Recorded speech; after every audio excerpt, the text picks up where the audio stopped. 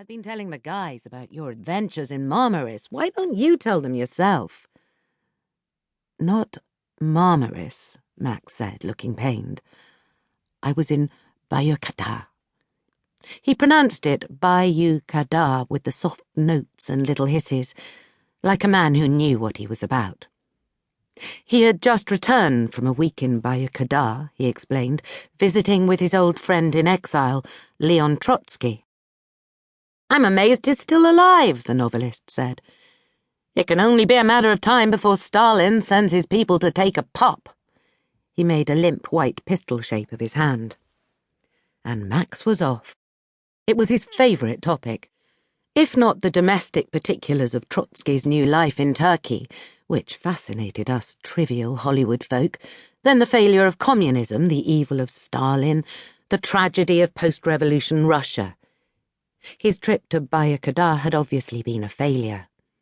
It was quite a trek, after all, to come from Antibes, and I came with one single object in mind, to offer comfort to my old friend.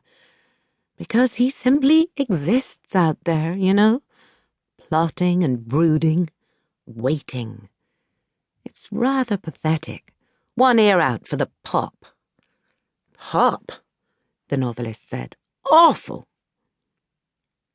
Last time I laid eyes on the fellow, we were in Moscow, Max continued. Stalin was a nobody, a booby, a nothing. It was Leon who held the future in his hands. We believed in a new world. We were friends. Max paused. He fiddled with his napkin, furrowed his brow.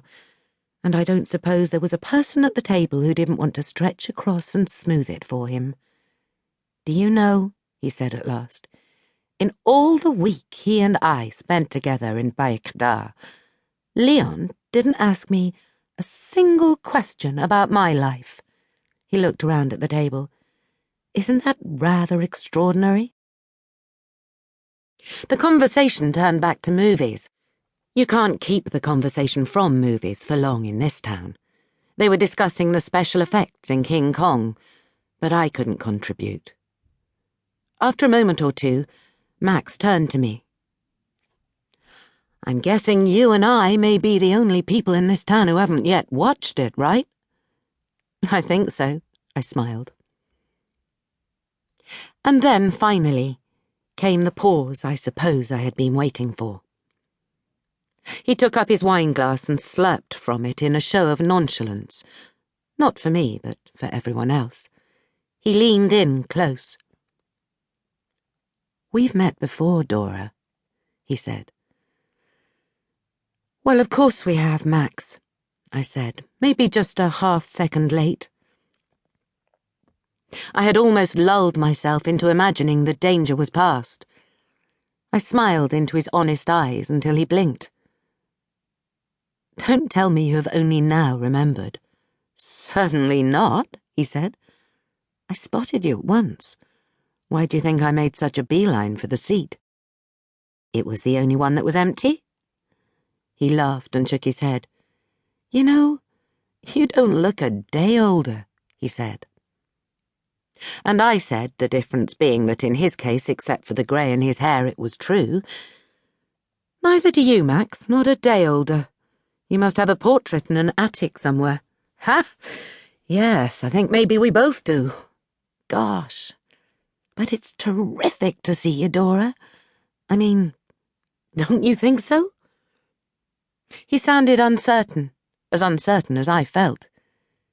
It's too incredible. Here we are, still standing, after all these years. Here we are, I repeated, still standing. Oh, but you must know I recognized you, Dora.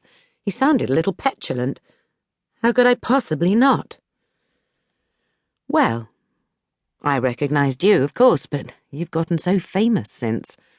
I see your photograph, I smiled at him. I guess I had the advantage. I would have greeted you as soon as I sat down, but then when you didn't acknowledge me...